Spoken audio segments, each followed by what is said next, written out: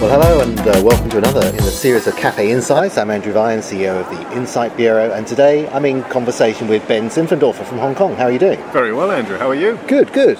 So Ben is an economist and a business strategist for Asia region. He's written a number of books. He's an expert in the area of doing business in China, Southeast Asia and the Middle East. And so, what's keeping you busy these days? Doing a lot of data analytics work, actually. We're tracking everything from income to density to population measures to branch locations. It's just fascinating. It's providing a lot of granular detail on activity across the region. I mean, once upon a time you were much more the macroeconomist, but these days you're spending a lot more time looking at, like you say, the nuts and bolts of what makes Asia work and how organisations need to respond. Absolutely. So the economics has a little bit less value in the past, if only because the markets are now so big.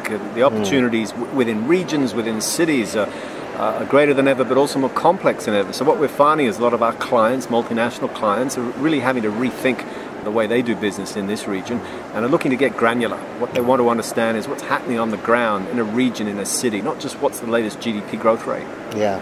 Well, I also omitted to say that you're the author of a book called The Rise of the New East, and that's pretty much how that was focused. It was based on a lot of interviews that you did with chief executives. Yeah, absolutely. So I spend a good time of my year speaking with anyone from CEOs to senior executives to partners to factory owners, really to understand what's happening on the ground. How are leading companies making money?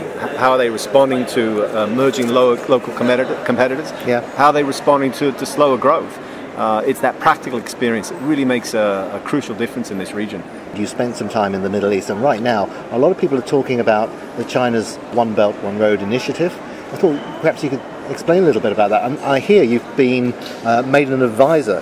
You joined the Foreign Experts Committee advising China's response to that. Well, absolutely. I'm part of an experts committee advising China's State Council and the central leadership. And in fact, I'm up in Beijing next week as part of that process. So China's Belt and Road Strategy is a policy that is being used by the central leadership to guide or influence China's outbound commercial activities and investments into neighboring countries, everywhere from East Asia to South Asia, right through into the Middle East. It's a very important policy insofar that it will underpin China's global commercial expansion in the region. It will help to fund a good deal of infrastructure investment in the region, and it will also contribute to the growth of Chinese brands in the region, whether that's Haier or Huawei or some of the emerging privately owned brands. This isn't a brand new initiative, though, is it? It's new insofar that Belt and Road is focusing activity on near neighbours. Now, China has in the past focused on resource extraction in Latin America and sub-Saharan Africa. Where this is new is that Beijing is saying, we need to be more effective in countries such as Indonesia or the Philippines or India or Pakistan.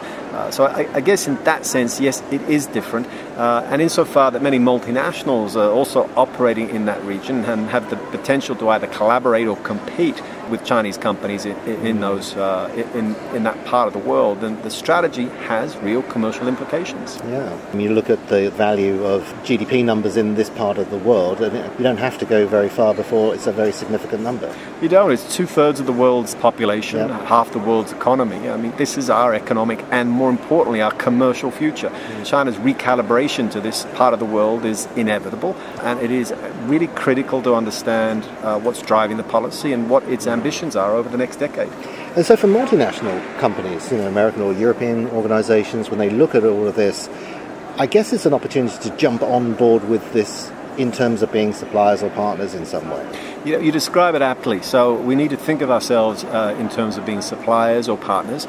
Chinese companies, as they do go abroad, will be looking for support.